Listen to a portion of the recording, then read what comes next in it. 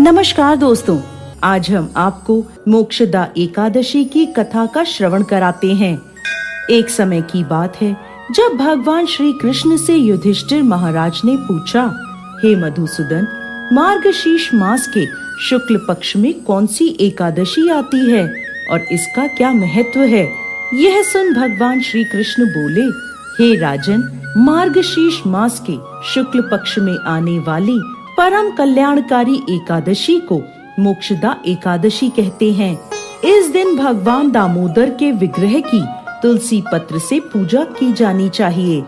अब मैं आपको पुराणों में वर्णित मोक्षदा एकादशी की कथा सुनाता हूँ, जिसका श्रवण मात्र करने से व्यक्ति को अश्वमेघ यज्ञ का फल प्राप्त होता है और इस पुण्य फल से किसी भी व्यक्ति के माता पिता या अन्य कोई भी पितृ यदि नरक में है तो उसकी भी मुक्ति हो जाती है।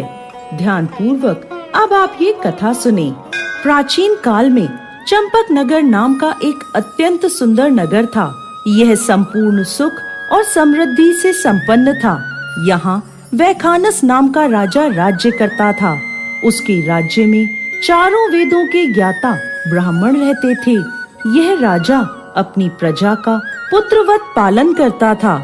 एक बार रात्रि में राजा ने एक स्वप्न देखा कि उसके पिता नरक में हैं। उसे बड़ा आश्चर्य हुआ। प्रातः काल वो विद्वान ब्राह्मणों के पास गया और अपना स्वप्न सुनाने लगा और बोला, हे ब्राह्मण, मैंने अपने पिता को नरक में कष्ट उठाते देखा है। उन्होंने मुझसे कहा कि हे पुत्र, मैं नरक में पड़ा हूँ, यहाँ से तुम मुझे मुक्त कराओ। जब से मैंने यह वचन सुने हैं तब से मैं बहुत बेचैन हूँ। चित्त में बड़ी अशांति हो रही है। मुझे इस राज्य, धन, पुत्र, स्त्री, हाथी, घोड़े आदि में कुछ भी सुख प्राप्त नहीं हो रहा। मैं क्या करूँ?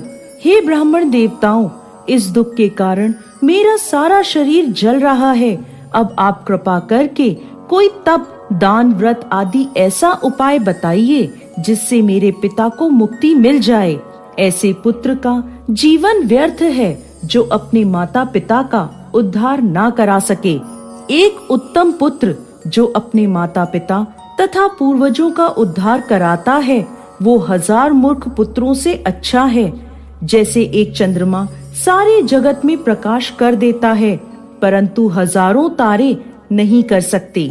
राजा की यह बात सुनकर ब्राह्मण बोले, हे राजन, यहाँ पास ही भूत, भविष्य और वर्तमान के ज्ञाता पर्वत ऋषि का आश्रम है।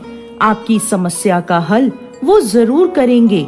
यह सुनकर राजा मुनि के आश्रम पर गया। उस आश्रम में अनेक शांत चित्त योगी और मुनि तपस्या कर रहे थे। उसी जगह पर्वत मुनि बैठे थे। राजा ने मुनि को प्रणाम किया। मुनि ने राजा से कुशल क्षेम के समाचार लिए। आगे राजा ने कहा, महाराज, आपकी कृपा से मेरे राज्य में सब कुशल मंगल है, लेकिन अकस्मात मेरा चित्त अत्यंत अशांत होने लगा है। ऐसा सुनकर पर्वत मुनि ने आंखें बंद की और भूत विचरने लगे। फिर वह बोले, हे राजन, मैंने योग के बल से तुम्हारे पिता के कुकर्मों को जान लिया है। उन्होंने अपने पूर्व जन्म में कामातुर होकर अपनी पत्नी को ऋतुदान नहीं दिया। उसी पाप कर्म के कारण तुम्हारे पिता नरक में पड़े हैं। तब राजा ने कहा, ऋषिवर, इसका कोई उपाय बताइए।